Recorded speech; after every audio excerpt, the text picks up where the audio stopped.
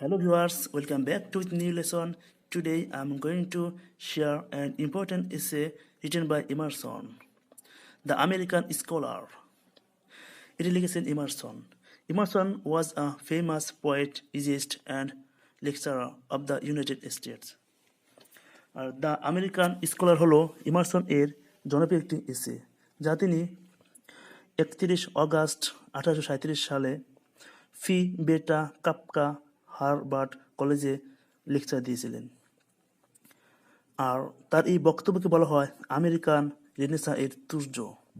এটা ইমারসন এর ফিলোসফি, যা আমেরিকান স্কলারের পরিবেশন কেমন হওয়া উচিত, একজন মানুষ বিভিন্ন কাজের মাধ্যমে কীভাবে বিভাজিত হচ্ছে, অর্থাৎ গোটা সমাজে কীভাবে বিভাজিত হয়ে তা জনকল্যাণমূলক হচ্ছে তা তিনি তুলে ধরেছেন।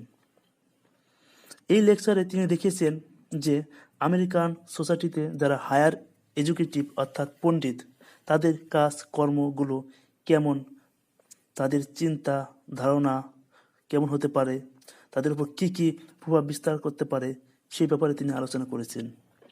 তিনি প্রথম 3টি বিষয় তুলে ধরেছেন যে বিষয়গুলো দ্বারা পণ্ডিতগণ প্রভাবিত হতে পারে।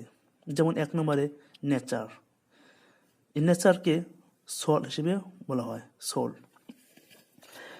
আর 2 নম্বর হলো বুক, তৃতীয় হলো অ্যাকশন, নেচার। এখানে নেচার দ্বারা তিনি সেলফ সোলকে বুঝিয়েছেন।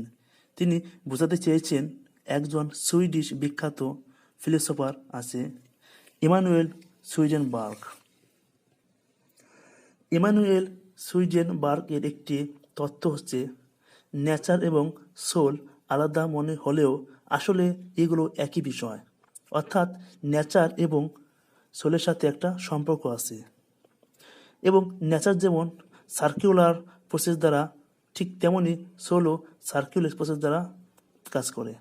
এখানে ইমারসন আরেকটি বিষয় তুলে ধরেছেন যে একজন ব্যক্তি সেলফ ইনফ্লুয়েশন হতে পারে, যেমন বুকের ওপর, অর্থাৎ বই দ্বারা সেলফ ইনফ্লুয়েন্স হবে এবং সেলফ ইনফ্লুয়েন্সটা তার জন্য খুবই গুরুত্বপূর্ণ কাজ করতে। অর্থাৎ একজন ব্যক্তি কি শুধু বই পড়ে বা বই কোডগুলো কপি করবে? না, তিনি হবেন একজন ম্যান থিঙ্কার। অর্থাৎ তিনি বলতে চেয়েছেন যে একজন মানুষ যখন বই পড়বে তখন শুধু তার নিজের জন্য পড়বেন না, তাকে হতে হবে ম্যান থিঙ্কার। এখানে 2টা বিষয় থিঙ্কার আছে, থিঙ্কিং আছে, যেমন ম্যান থিঙ্কিং আর হলো মেয়ার থিঙ্কিং। অর্থাৎ ম্যান থিঙ্কিং হলো এমন একটি বিষয় যার দ্বারা হিউম্যান বিং উপকৃত হবে, অর্থাৎ সকলকে মানব কল্যাণের জন্য কাজ করতে হবে, অর্থাৎ মানব কল্যাণের জন্য থিঙ্কিং করে। আর মেয়ার থিঙ্কিং হলো শুধু বই থেকে জ্ঞান আহরণ করে কোডিং করা, যা মানব কল্যাণের জন্য নাও হতে পারে।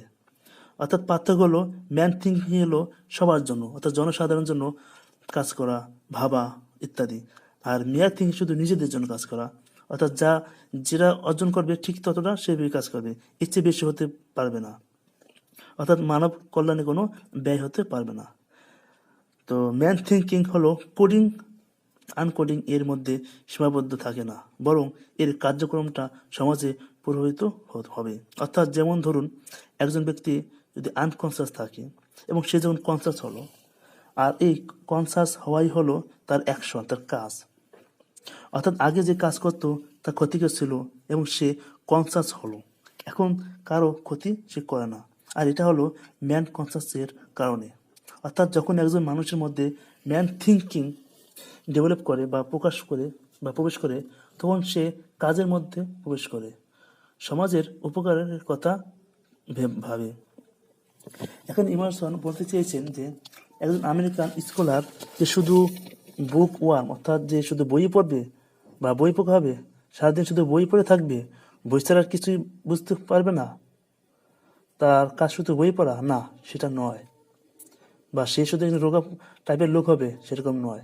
আমেরিকান স্কলার হতে হলে তাকে হতে হবে কঠোর পরিশ্রমী, স্ট্রং অ্যান্ড স্টাউট। তাকে হতে হবে অনেক শক্তিশালী এবং অনেক বাধা বিপত্তির সম্মুখীন হতে হবে। তাকে সমাজের যুগান্তকারী বা রূপকার এবং সিদ্ধান্ত নিতে হবে এবং তার মাধ্যমে সারা বিশ্বে প্রভাব বিস্তার করতে হবে। ইমারসন এর কথাগুলো সত্যি প্রমাণিত হয়েছে যে আমেরিকান লিটারেচার কর্তৃক সারা বিশ্ব প্রভাবিত হচ্ছে।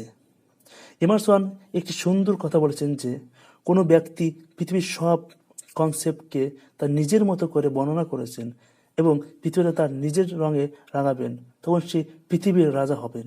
অর্থাৎ নিজের মনের রঙে রাঙিয়ে তুললে পৃথিবীটা তারই গোলাম হবে, তারই বশীভূত হবে, হবে সে পৃথিবীর রাজা। এইভাবে আমেরিকান স্কলারকে তিনি প্রভাবিত করেছেন, অর্থাৎ অনুপ্রেরণা দিয়েছেন।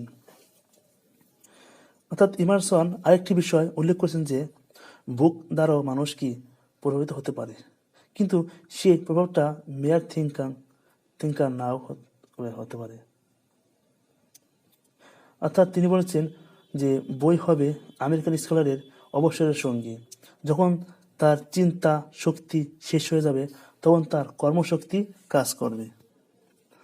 অর্থাৎ আজকে যা কর্ম আছে তা কনসেপ্ট হয়ে যাবে এবং কাজ এবং কনসেপ্টকে তিনি সুন্দরভাবে উপস্থাপন করেছেন।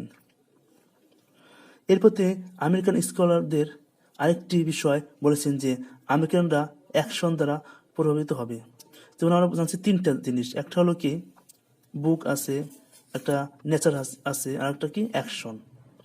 যেমন নেচার তোমরা জানি যে নেচার যেমন প্রকৃতি সুন্দর হয়, ঠিক তিনি বলেছেন যে তার আমেরিকান যারা স্কলার বা পণ্ডিত আছেন তারা নেচারের সাথে সম্পর্কযুক্ত করবেন, তাদের সাথে সম্পর্ক রাখবেন, কারণ নেচার কখনো বিট্রে করে না। নেচার মানুষের জনকল্যাণে কাজ করে, তার সৌন্দর্য সারা মানুষকে সারা বিশ্বে ছড়িয়ে দেয়। ঠিক তেমনি আমেরিকান পণ্ডিতরাও তাদের জ্ঞান বুদ্ধি মেধা সারা বিশ্বে ছড়িয়ে দেবেন। তো তিনি যেহেতু এখানে একটা বিষয় উল্লেখ করেছেন যে অ্যাকশন দ্বারা প্রভাবিত হবে, অর্থাৎ আমেরিকানরা শুধু চিন্তা করলে হবে না, বরং সেই চিন্তাকে কাজে রূপান্তর করতে হবে। অর্থাৎ যে আমেরিকান যে পণ্ডিত আছে তারা শুধু চিন্তাই করবে তাহলে হবে না, এবং কি সেই চিন্তা অনুযায়ী কাজ করতে হবে, বাস্তবে রূপ দিতে হবে। এইভাবে তিনি আমেরিকানদের স্কলারদের অর্থাৎ বুদ্ধিজীবীদেরকে প্রভাবিত করেছেন, তাদেরকে দিক নির্দেশনা দিয়েছেন।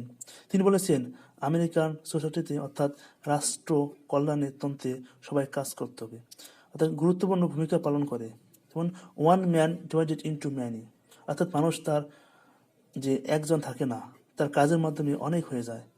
One man is all men, যেমন ফার্মার, প্রফেসর, ইঞ্জিনিয়ার এবং আর অনেকেই। সমাজে প্রত্যেকে তাদের স্বতন্ত্র কাজ করে, অর্থাৎ যখন একজন আমেরিকান স্কলার কাজ করে তখন সে দেশের কল্যাণের জন্য কাজ করে এবং দেশের উন্নতির অপরাজ হবেই।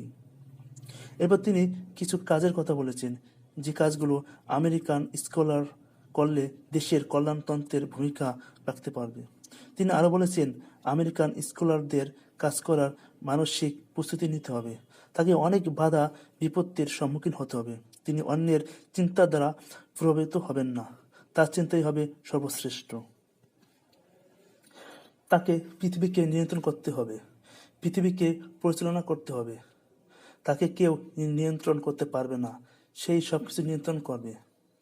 অর্থাৎ তিনি কোনো কিছু দ্বারা প্রভাবিত হবেন না, যেমন বইয়ের দ্বারাও তিনি প্রভাবিত হবেন না, কারণ লজিক যেগুলো আছে সেগুলো তাকে নিতে হবে, গ্রহণ করতে হবে, চিন্তা চেতনা দিয়ে বিশ্লেষণ করতে হবে। আমেরিকান লিটারেচার রাজত্ব করবে সারা বিশ্বে আদর্শবান সাহিত্য হিসেবে। ঠিক আমরা বর্তমান ঠিক তেমনি দেখতে পাচ্ছি যে আমেরিকান লিটারেচার একটা গুরুত্বপূর্ণ লিটারেচার যা সারা বিশ্বে শাসন করছে। অর্থাৎ এখানে তিনি বলেছেন যে এমারসন বলেছেন যখন যারা আমেরিকান স্কলার হবে তাদেরকে অনেক জ্ঞানী হতে হবে, পণ্ডিত হতে হবে, এবং সে শুধু পণ্ডিতের যে কাজগুলো আছে চিন্তা চেতনা করা সেগুলো না, তাদেরকে কাজও করতে হবে। তাদেরকে মনে রাখতে হবে যে তাদের সামনে অনেক বাধা বিপত্তি আসতে পারে, তাদের সামনে এসব বাধা যতই আসুক না কেন তাদেরকে দুর্বার গতিতে এগিয়ে যেতে হবে।